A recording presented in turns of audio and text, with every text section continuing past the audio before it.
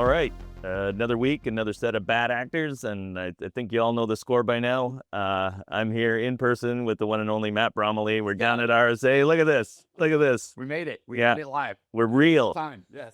You're not an AI. That's right. Yeah. No, sorry to let everyone know, or at least either that or Chris has amazing technology. He's probably mean an AI, but you never know.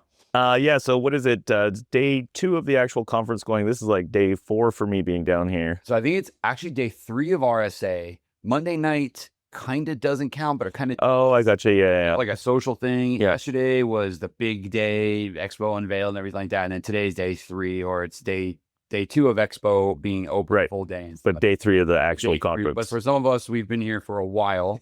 I was at B-Side San Francisco over the weekend, which you and I actually did 2 years ago. Yes. I think as well. So little known fact, everyone, Chris and I have been in San Francisco for RSA B-Side San Francisco every year for 3 years. 3 years, yeah. Which has been good. And B-Side San Francisco was a fun experience for both of us a couple years ago. Very different this time. Mm-hmm. Huge props to the B-Sides crew for doing a good job at that, number one. But 2, never presented in a movie theater before. That was awesome. Ken said he really liked it. Yeah. Think about your font and your images and all the stuff you put on slides. And there actually are slides where it's too little text now. Okay. Yeah. Because it's just massive and giant, but it was fun. But we're here at RSA, and I think it was you were telling me yesterday, like 40,000 people. Yeah, someone told me it's like the biggest one ever. So whatever dip happened after COVID or during COVID, we're back at full steam and done with it. Yeah. Wow. Yeah. It's crazy. It's very busy. Mm-hmm. Everything in San Francisco, I'm convinced, is for sale at some point in time. I've seen entire hotels bought out. Obviously, like buying out restaurants and bars and happy hours and stuff, that's kind of a given. But I mean, like the size of buses, the size of cars, that's all being bought. Street signs, parking spaces. Yeah, I walked past a restaurant yesterday, and the little booths that you sat in had like big placards of ads right behind them. I won't name who they are, but I think the company's bought an entire hotel for this. Yeah. Just because every time I walk past the hotel, it's the same company, and their giant, tall statues are inside. And if you know who they are. Yeah, they have some flags hanging outside the building. Kind of looks like 1939 Germany a little bit. It does. There's a hair. It's an interesting color scheme. Yeah. Do that way. Yeah. And it's hard to describe what a zoo it is because, it's just wild. I spent yesterday at our booth and walking around on the floor just trying to get a sense of what the flavor is this year. You know, there's always seems to be like the hot new sexy. And I was actually surprised there wasn't as many AI companies as I had envisioned. There's still a lot, though. Yeah, there's a lot. You can find them, but I just thought it was going to be every single one. And if anything stood out for me there was a lot of compliance companies and audit companies. And I don't know if that's just because I didn't think about it before, like when you buy a new car and you see them everywhere. But like it seemed like there was a lot of those, but lots of really cool stuff. Drone manufacturers, industrial control system protection. And I actually had someone come up to me. I was talking to them yesterday, and we were just chatting about different products on the floor and vendors and stuff. And the guy said to me, he's like, "Hey, can you help me find a company that does a particular thing?" And I was like, all right, what's your use case? What's here? Yeah. And he's like, I have an army of mobile or, cellular network drone robots who go around certain areas and patrol and map the area and that kind of stuff. How do I secure those? And I was like, I don't know who does that, but I'm sure someone here does. Number one. Number two, I'm like, what a fascinating use case to bring. And I think that's the cool part about like RSA is when you get this many people and this many vendors. Yeah. You also get like some of the interesting niche use cases. Yeah. And there's a company here, Chris, that probably does something that you and I will never do and never touch. But it's an amazing technical feat, number one. And two, they're going to make their year here this weekend. So yeah. The cool thing too is like even the tiniest little bit of presence, you can meet some interesting vendors. A lot of compliance. I agree with you on that one. I feel like there's a certain vendor with a V that doesn't get to hold the crown anymore because all of a sudden everyone's doing compliance. Yeah. Every corner I turn, it's like automated compliance or some form of compliance assistance, and everyone's just picking up on it. Regulatory environment's increasing. We're all seeing that. The one little note I want to put in about the like plethora of AI we're seeing here is everyone I'm talking to about AI is actually taking a very careful approach towards it as well, which I think is something we don't get that much in security. At least we haven't had that much. A lot of times when there's a big trend or a buzzword, everyone just kind of jumps on in. It's like, all right, go buy this thing. Let's do it. Yeah. here, everyone's taking a step back and saying like, okay, well, I can't just implement this. What does it mean if I implement it? How do I handle data privacy? How do we do this? How do we do that? So I'm hoping like years of, scaring the crap out of people of what you can and can't do has forced them into being like, wait, don't just implement that. Yeah. Right. Let's spend some time figuring out what's going on, what's happening here. And I know we won't cover it in what we're going to go through here today, but I will just drop a quick note that I think the CISO of JP Morgan Chase, I saw that. Yeah. has some grave words before this about where they feel the landscape is going, which is something we should probably tackle in the future. But that's also going to set the tone going forward too. And you have a multi-billion-dollar CISO kind of stepping up to the table and saying, here's what we're seeing. Yeah. Here's how it's changed in the landscape. A lot of other folk are like, yeah, me too. Yeah. I've been lied to. A few weeks ago, I interviewed Owen Wickens from Hidden Layer. They published this AI threat report. Yes. And I do think there is like some maturity in the way people are trying to think about this stuff. But when we were talking, he was outlining how fast this stuff is being deployed and how there's like a lot of missing visibility around like the software supply chain. And a lot of these little libraries that are academic and nobody, there's problems. Yeah. Like you can't move this fast without creating problems. And I think it's, And everyone's doing it. That's the other thing too. When everyone jumps in, I mean, if RSA was 2 weeks ago, I think everyone would have adjusted their marketing materials talking about UBCs. And now it's like, well, who's the latest on this? What's the latest on that? Industry's moving very fast. And that's another part I think contributes to the sheer energy here. Yeah. Is there is an underlying momentum that's kind of pushing everyone. Sure. Yeah. It's good to see. That's actually a good way to feel. Me and my wife just put in an offer on our first home, which is really exciting. Yeah. Awesome. It's a really steep slope, right? And that's kind of why nobody wanted it, and we got to get it at a good price. So it's stable, but I need to work on it. So I've been dreaming about landslides and this massive momentum. And the way you're describing kind of matches up with that. There's sort of this big downward pressure. Should be fine, but the industry needs to. Yeah, that's right. Well, we got to shore it up and build some terraces. I've been talking to ChatGPT about how to stabilize the land. So yeah. Wait to see an episode recorded. Yeah, that's right. Yeah. Okay. So given that it's RSA, we did queue up a few articles that I pulled around the conference to make it topical. So these aren't threats, but just sort of some of the big topics that came up.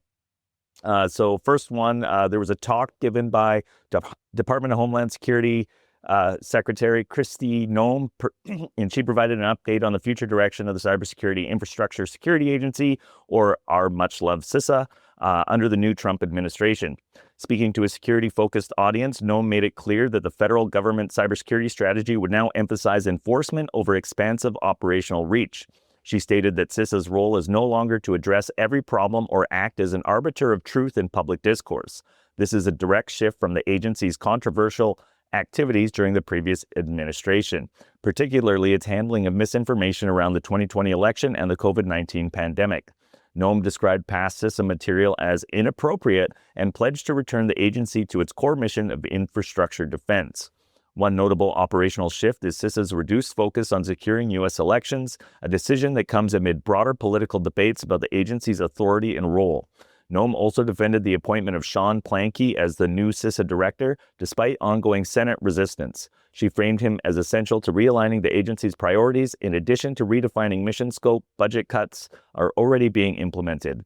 Noem cited a $10 million reduction in CISA's budget, including halting plans for a new headquarters. She criticized media outlets for portraying these cuts negatively, characterizing them instead as necessary fiscal discipline aimed at protecting taxpayers.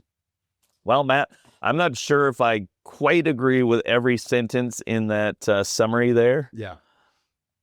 Yeah. So you and I won't make this a political thing. Mm-hmm. However, this statement did come out as a political thing. Yes. I very much akin this to, as someone who's, lived in the U.S. for a long time, I akin this a lot towards, well, what do you feel the government should be responsible for? Expansive overreach, or, I'll call it federal versus states' rights.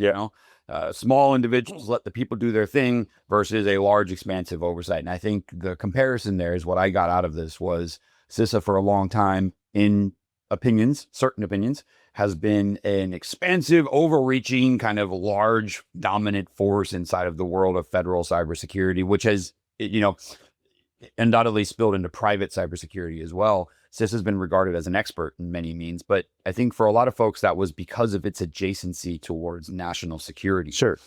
However, the shift now clearly is geared towards, we are a defense agency, not the type of Department of Defense, offensive military, but we're here to secure infrastructure. We're here to protect America, and we're here to keep this, under wraps. And we're not here to, infringe on people's patching rights and things like that, which you and I will probably continue to do for a whole time.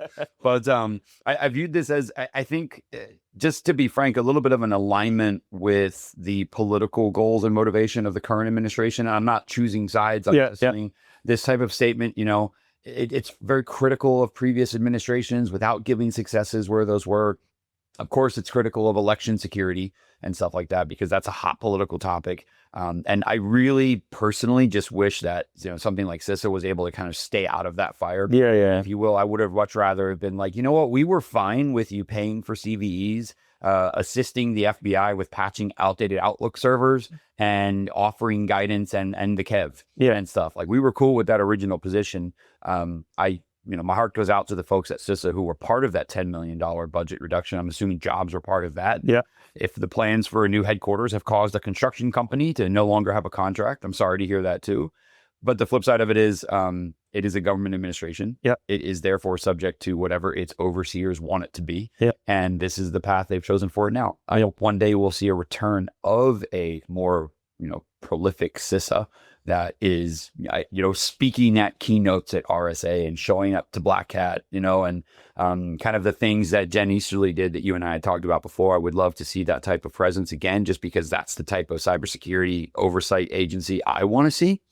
But the flip side of it is, if there are gaps, and I'm not sure what they are, but if there are gaps identified and it was like, hey, we should be spending more on securing critical infrastructure, and that's where our money's going to go, as opposed to maintaining the CVE, for example. Yeah.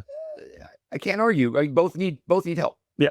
Both need help. So I'm hoping we'll still see some good come out of this version of the agency. Yeah, it's interesting too, because you made that allusion to like it being federally important, but it's been declared the fifth dimension of warfare. So I do also see it as like a military level organization. So yeah, and that's the tough part, is we can easily, quickly, mentally make that connection and say, oh no, this is a part of warfare. It's not like we're trying to shoehorn the education department into being a war supporting. Yeah, it's like it's a tough line to draw.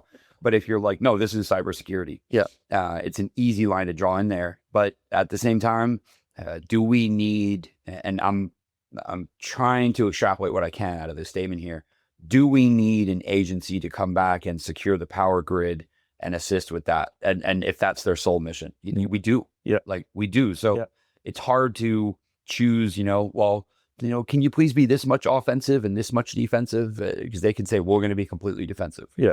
And it's like, okay, I'll take it. And it's kind of how I'm justifying it in my head. I don't really like seeing statements like this where it's like, the previous administration didn't. And it's like, okay, save having a time machine. We can't fix that. It doesn't help anybody. To just issue a statement that says we're cutting our budget and we're better than the last guys. Why? You'll see. Okay, so I'll give you a chance. Let's see. Okay. Yeah. So at the same time, Noem emphasized that the administration is not withdrawing from cybersecurity altogether. Strategic investments will still be made, and collaboration with the private sector remains a cornerstone of policy. She stated that the Trump administration remains deeply committed to cybersecurity, but wants to see clearer value from federal spending. Noem also pointed to the importance of threat intelligence sharing and expressed support for updating and renewing ISAC, or the Information Sharing and Analysis Center agreements, which facilitate the exchange of cyber threat data between government and industry. New ISAC frameworks may include legal protections for companies that participate in good faith.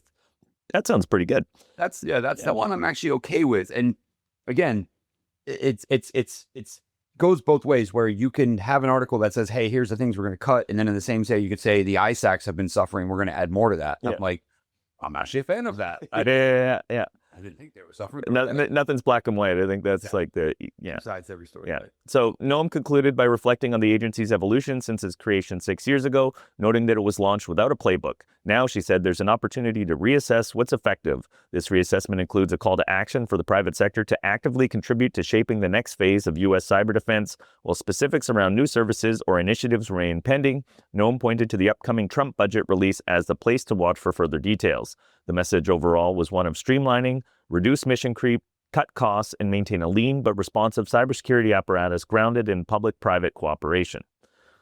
So yeah, I guess we'll just see how it plays out, and hopefully, all the minds and mouths and ears here will have an effect on shaping what that is. Fingers crossed. And again, if the true, and I'm not passing any judgment, I'm saying if the true goal is to build a CISA that encourages more private-public cooperation, I'm all for that. Yeah. I think a lot of us would be all for that. Yeah. It's always done in a very odd way. Yeah. And I'm going to be careful in my analogy here, but if I intentionally drove into your car and said, now you need a new car, and the new car you got was a car that was better for your family, and I was like, see, I helped you. You might be like, I mean, at the end of the day, yeah, but I don't know if I like the method you did to get there, Yeah. but I helped you. Yeah. What did the last owner do for you? Yeah. Doesn't really work out that well. So time will tell.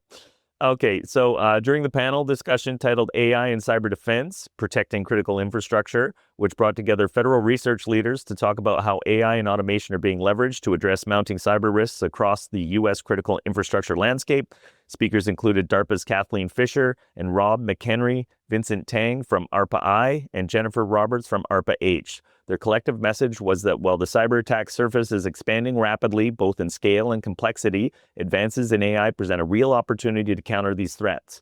The panel highlighted how persistent threats from state-sponsored actors like Russia and China have already demonstrated the fragility of key systems, such as in the Colonial Pipeline attack and breaches of telecom networks. Infrastructure risk, they stressed, spans a wide net. The U.S. Department of Homeland Security classifies 16 critical infrastructure sectors, covering everything from water treatment to transportation, healthcare, and nuclear facilities. McHenry emphasized how fragmented some sectors are, pointing to more than 55,000 distinct water processing districts in the U.S., each potentially running different systems and security practices. Similarly, Tang described the complexity in transportation infrastructure, noting that the 300,000 plus traffic signals across the country are often managed by different vendors and frequently rely on legacy software. This fragmentation not only increases the difficulty of applying standardized cyber defenses, but also leaves room for attackers to exploit outdated or unpatched systems. Chris, I appreciate the number, but I don't know if traffic lights is the one I would focus on there. Like, did you know that the lights you can green? turn them all green at the same time, right? The movie that was done in Hackers in 1995, and it caused chaos for a moment, and then everyone got over it. And I've been in plenty of situations where the lights aren't working. And sorry, I have to big on the panel here.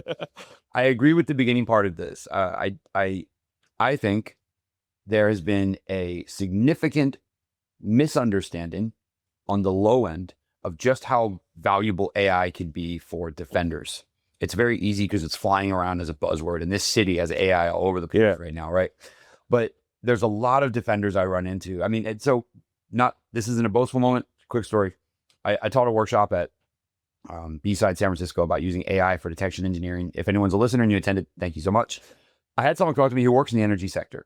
And he was like, I'm working to try and get AI integrated into my workplace, not workflow, not defense, not this, but to get people to accept it, how to use it. And he said, I see a lot of value in it. We had conversations about publicly hosted LLMs versus private LLMs and all that AI related stuff. And he was taking down all these notes. And at some point expressed to me, it's going to be at least 1.5 years, 2 years before you can get there.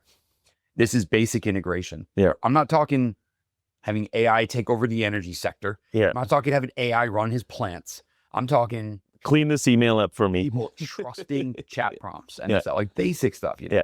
And it's far too long. It's far too long because this guy is genuinely interested in building out a robust defense to protect this infrastructure he's charged with protecting.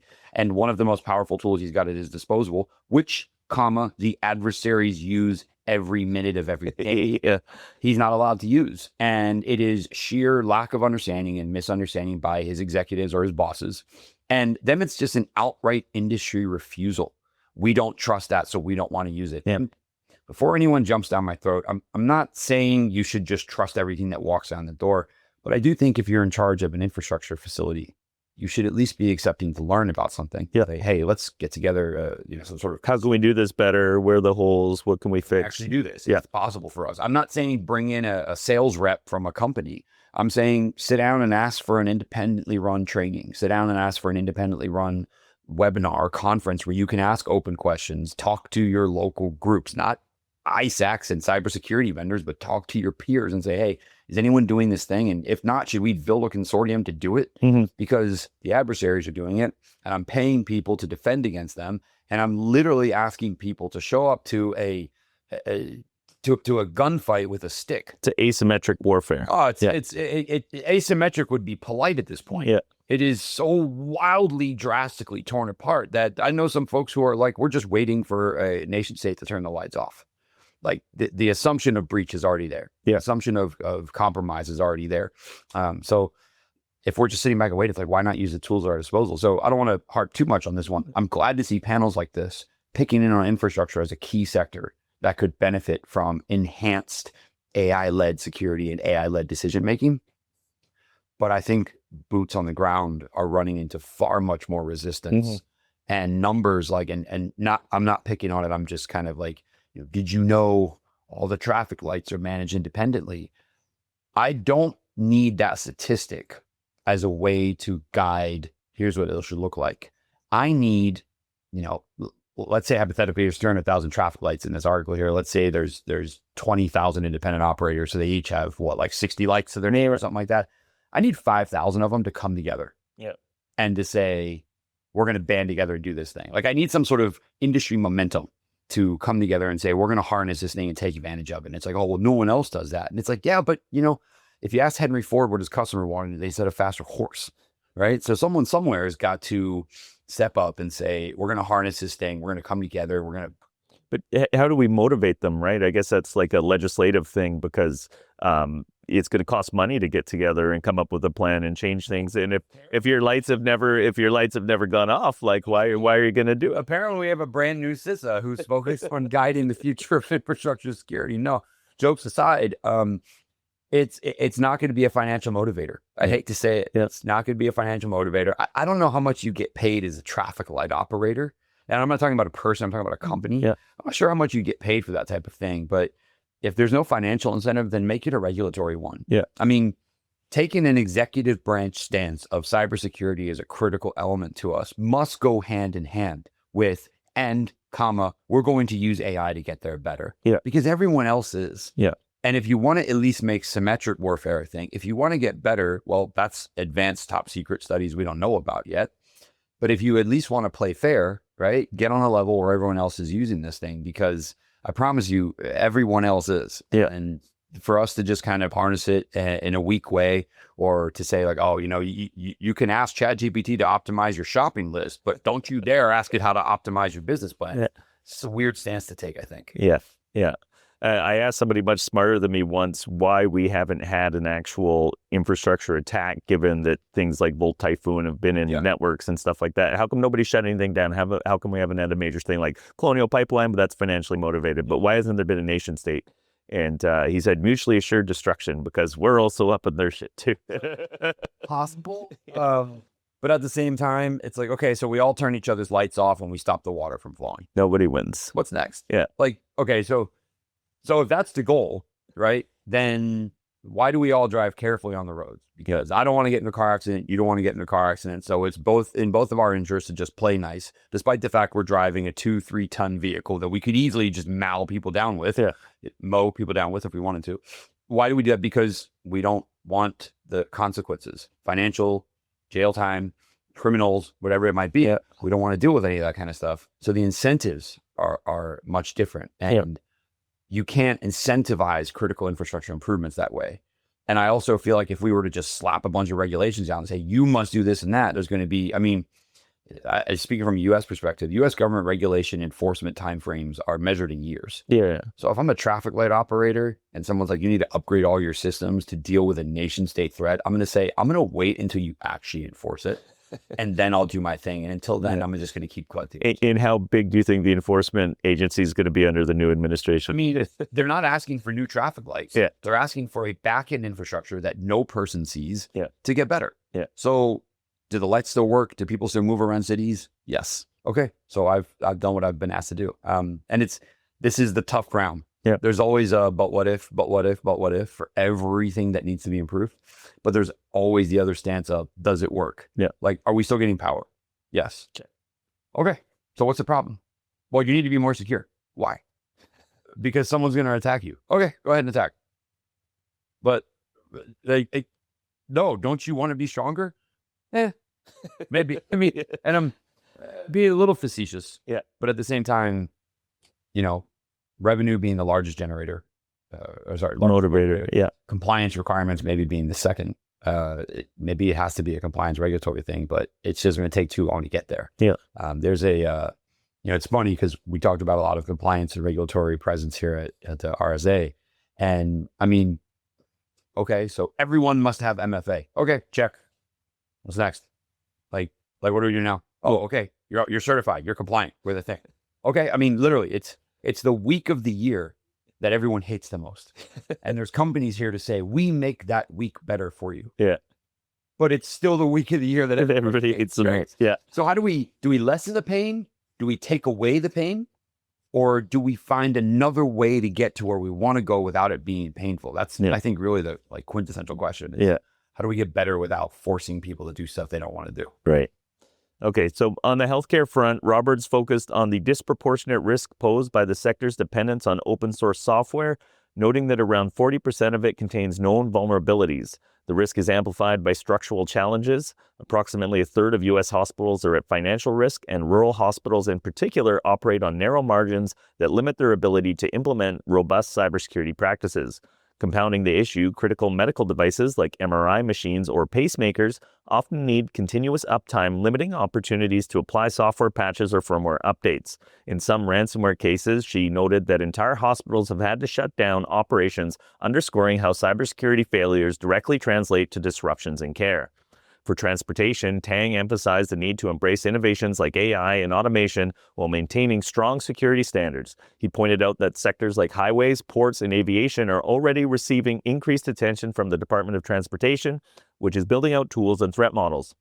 But the challenge, he said, is dual. Rapidly integrate emerging technologies to stay competitive, but to do so without exposing critical systems to new vectors of attack. Across all sectors, the panelists agreed that future defenses will depend on combining automation with trustworthy deployment mechanisms with a strong emphasis on ensuring that fixes are scalable and manageable across highly diverse infrastructure footprints. So, yeah, I think it's, we all know there's an awful lot of problems and we've got some smart people talking about it, and hopefully we can get there. I waited for you to mention this part, but I think the shift towards the healthcare of it is where you actually have a kinetic motivator, which is likely what's needed in this case. But to be fair, hospitals have been ransomed for years. Yeah. And we've yet to see someone come out and say enough, right? I mean, and it's happened worldwide. We've had hospitals around the world to the point where, and this shouldn't exist, but to the point where we've had, and I think you and I have talked about this before, we've had ransomware operators be like, oh, that was a hospital? Or the children's hospital in Toronto, Canada, that was they gave the key. Bad guys are bad. Like, so we all understand there's a morality thing here. Yeah. But is the industry, like Reliance, is the industry fallback to say, well, the ransomware actors gave us precedence of giving the keys to a children's hospital, so if it's bad enough, they'll just help us out? Like, again, I think, and just to round this out, Chris, I think we got one more after this, but just to round this out, I think focusing on healthcare is a great place to start because it is a critical part of every infrastructure. People need, they need to be able to be taken care of. Yeah. One, you need to be able to go to the hospital without worrying about, is this hospital going to get ransomed tonight and I'm not going to have a heart monitor tomorrow morning, you know? Yeah. I think that's a great place to start. You do have legacy outdated software. You have a major digital and kinetic need to upgrade these things. No one's going to argue about that, right? Healthcare operators are going to push back and say it's expensive for us to do. We only have an IT staff of one. They're charged with this entire hospital. Okay, you can use technology to help fix some of those issues. Yeah. And I think that's a great place to start. And then you can model that and you can say, look, healthcare did it, right? Now we'll go to transportation or aviation or whatever it might be and stuff like that, because they have less of a kinetic need, I think, behind it. Yeah. And to be fair, and just to round this out, I was thinking in my head as you were talking about like the traffic lights and stuff like that. That's a transfer of risk, because if you have an accident because a traffic light malfunctioned, insurance pays the bill, not the traffic light operators. So it's even further removed for them to do something. Yeah. But if I have a hospital go down, they're directly held liable. Sure. So that's the motivator. Is let's start at the source where the risk is not so easy to transfer. That's how we get buy-in and get people to care more about it, because you have the kinetic impact, 1, very hard to transfer risk, 2, and 3, an appreciable need. So what you're saying is we're going to build a better society through litigation. Probably. I mean, as an American, I've been told for a long time that's how we work. You never know. I don't know. Maybe not. I doubt it. But I can't. Let's just build strong, secure hospitals. There you go. How about that? It's something I liked in here too, or that I caught my attention in here, was the dependence on open source software, noting 40% of it contains known vulnerabilities. I met a really cool company on the floor yesterday. I think they were called Dev Heroes. Might be Hero Devs, but I'm pretty sure it was Dev Heroes. So shout out. What they do is they're hired by large enterprises when they realize that one of their open source softwares that they've built huge portions of their business on has critical vulnerabilities.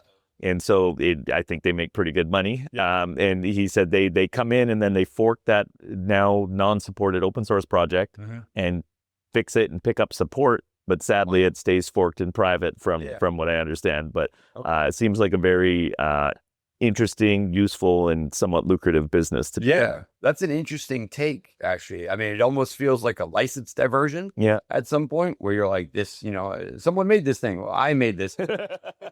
And you're adjusting the code and everything. I mean, no one's stopping anyone from doing that. Yeah. But it does offer, again, that's very privatized, extremely privatized, pay-to-play security.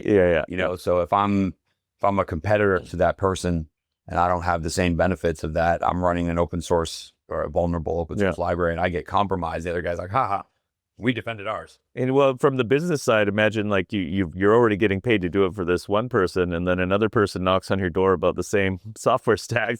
That's a Control-C, Control-V. That's right. All right. The last one up was a report that got published by, I can't remember the provider here. Let's see if I can get it so we give them props here. Forescout. And I thought it was just really interesting. It's sort of on the rise of hacktivism, state-sponsored hacktivism. So the new report titled "The Rise of State-Sponsored Hacktivism" provides a detailed analysis of how hacktivist operations have become an increasingly prominent feature of geopolitical cyber conflict.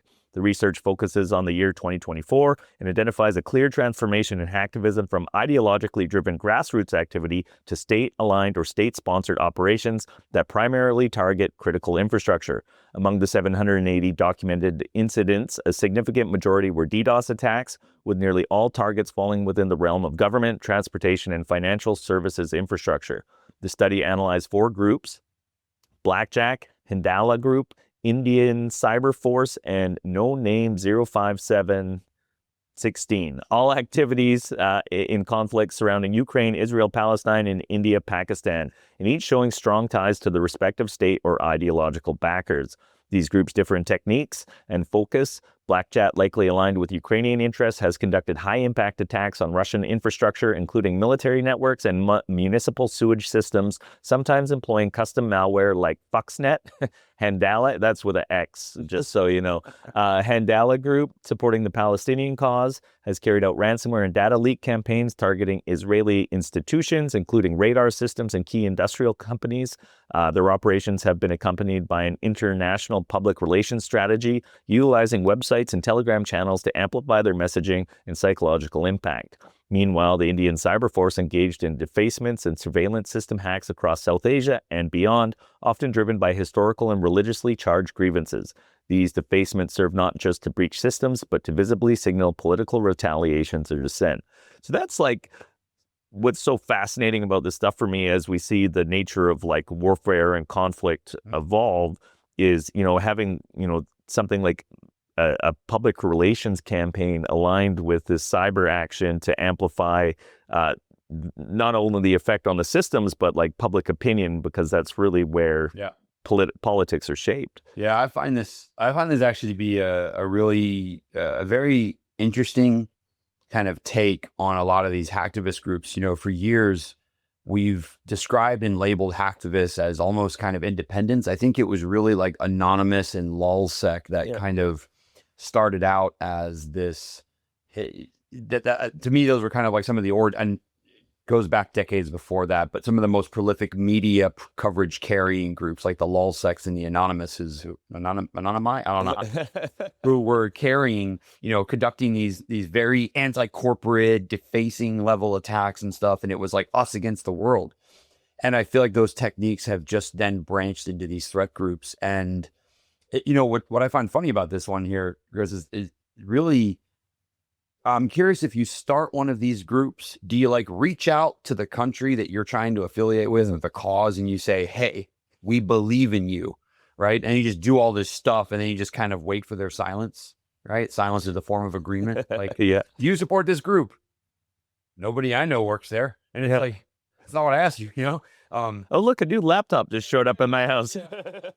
Things like that. But the other side of it is you've got these, it's very easy these days to conduct these types of high scale, high level attacks. I mean, kicking off at DDoS is it's one of these groups, if I remember reading correctly, operates out of a Telegram channel. Yeah, I think they probably most do, but a couple $1,000 in crypto, and you can go buy a botnet for a day and go steal a Bitcoin, and all of a sudden you can launch a DDoS attack and say, we support this cause. And now you've got people who are just technical nerds, hackers, LARPing,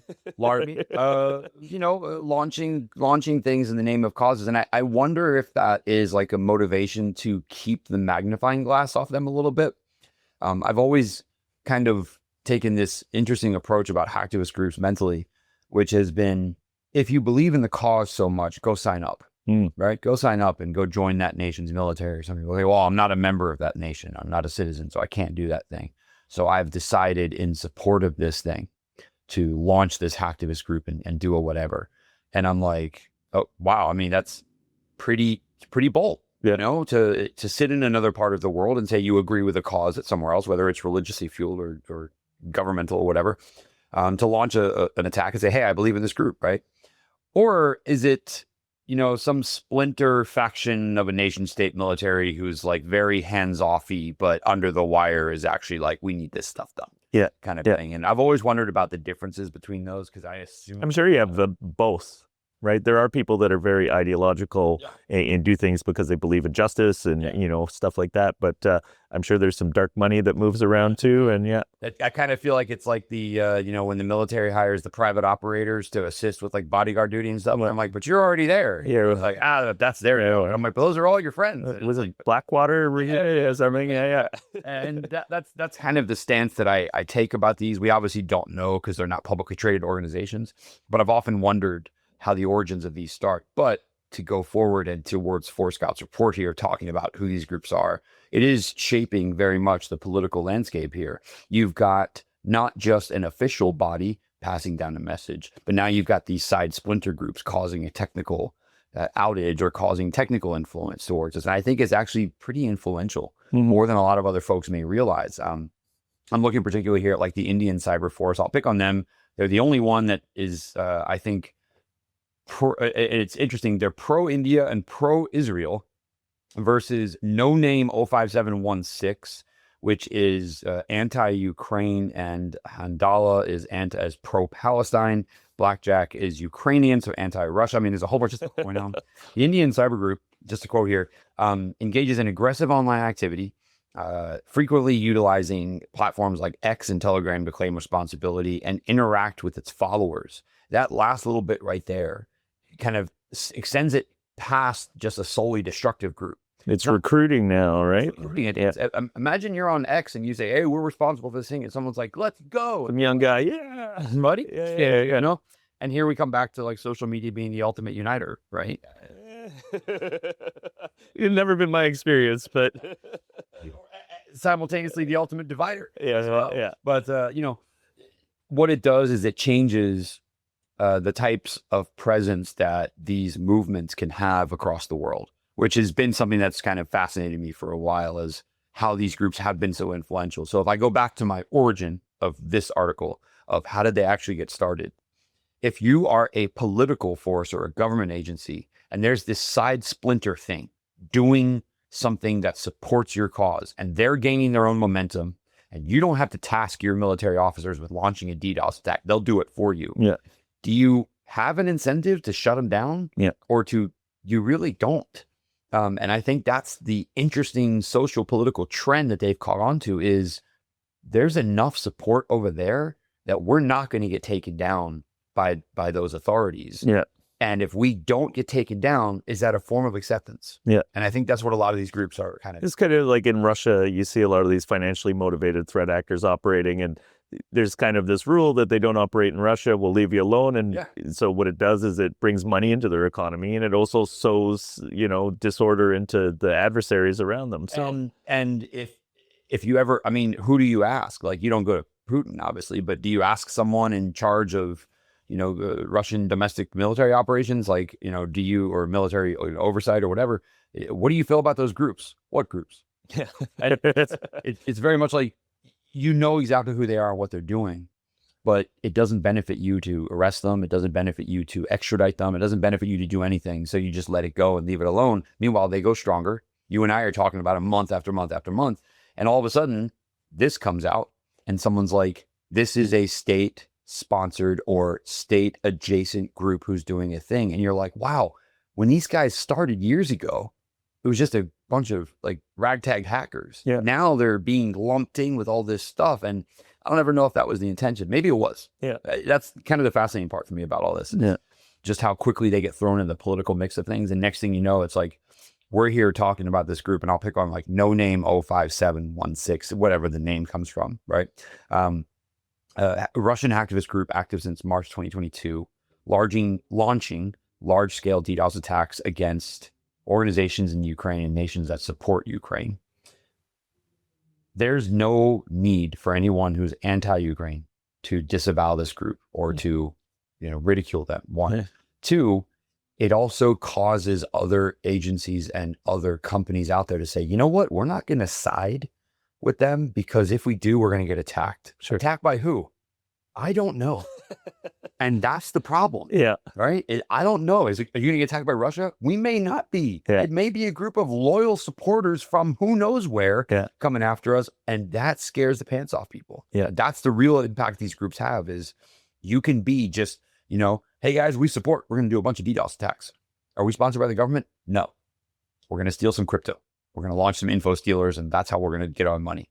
Okay, well, what are we doing this for? For the cause. 2 years later, you are now a major political force in a globally encapsulating war, and you have people scared to death of you. Yeah. I mean, it's ultimate drug power. Yeah. To your point, no name 05716, the most prolific actor of the four, launched over 700 DDoS attacks during the review period, primarily focused on European NATO members and Ukraine.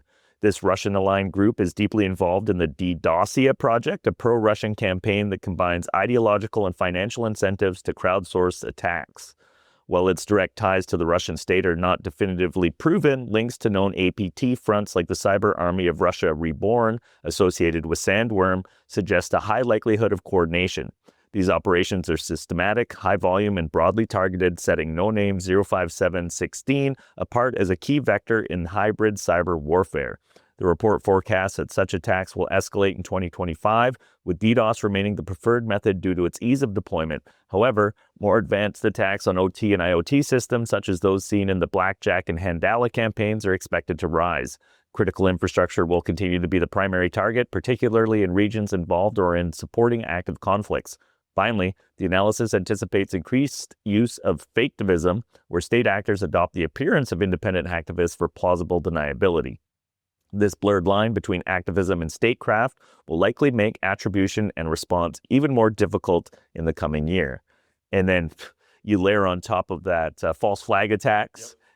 So we're going to pretend that we're this hacktivist group that's actually sponsored by this other nation so that we can, attack ourselves and give us a reason to go in there with kinetic force or whatever the thing is. And what I think you just called out, and that last sentence, I think, is the most important part of all of this. And the reason why these governments don't do anything about these groups is it creates additional noise. And if I've got some ragtag group making a bunch of noise over here, no offense, adversaries, not calling you ragtags, but I'm just saying you're not you know, Who's scared of being attacked now? right, exactly, right?